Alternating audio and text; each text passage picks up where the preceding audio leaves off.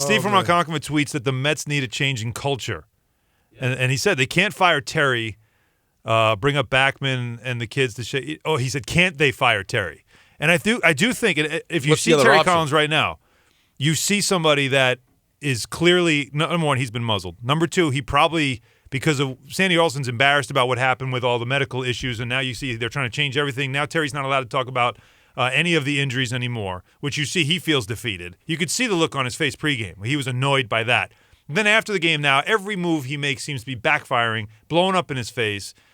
What else can you do? It always comes back to fire the coach because you can't fire the whole team, but they do need some type of shakeup. Like you said, is it too extreme to consider that? But here's the concern now, and I'll tie this quickly into the Jets. It's the concern that Chris and I have about Todd Bowles, is that you have a manager in Terry Collins that's a lot like Rex Ryan, a lot like Ted Nolan was.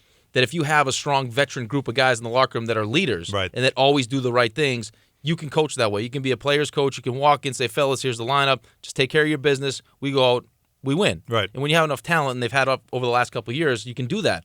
But when you have adversity, and you don't necessarily have a David Wright in the locker room anymore that's playing, because I'm sure it's hard for him to lead when he's not playing, or that vocal leader in the locker room for the pitching staff last year, it seemed like it was Bartolo Colon. If you don't have that, he was the conscious. I think a lot of he could talk to pitchers. But you can't manage like that. You can't manage like that. And all of a sudden to try to tighten the reins on that when guys already know that's not who you are. That's not who you are. Well, think about it. When you've gone through slumps, when you've gone through where the team loses, right? There's always got to be somebody that you can go to that to kind of give you whatever it is, get your confidence back, or just somebody you can talk to. Go ugly early. Whatever it is. But I don't think the Mets have that.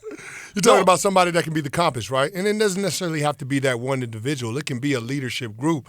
But again, you got to have generally it can be your coach, though. Generally, the coach is the one that has to when you have a lack of down and get guys feeling better. It should be your coach. It should be your coach, and then your coach should empower those veteran guys that are always doing the right things, and then they'll take the message and relay it to the rest of the locker room. That's in an ideal world, in a perfect world, that would be the scenario. But when you start looking around at this Mets teams, the players that are going to be able to have that impact, those guys are either hurt or they're just not those guys in terms of the nature of the player. So I'm just saying I don't know that they have the guys that are in that clubhouse that are going to be able to right the ship.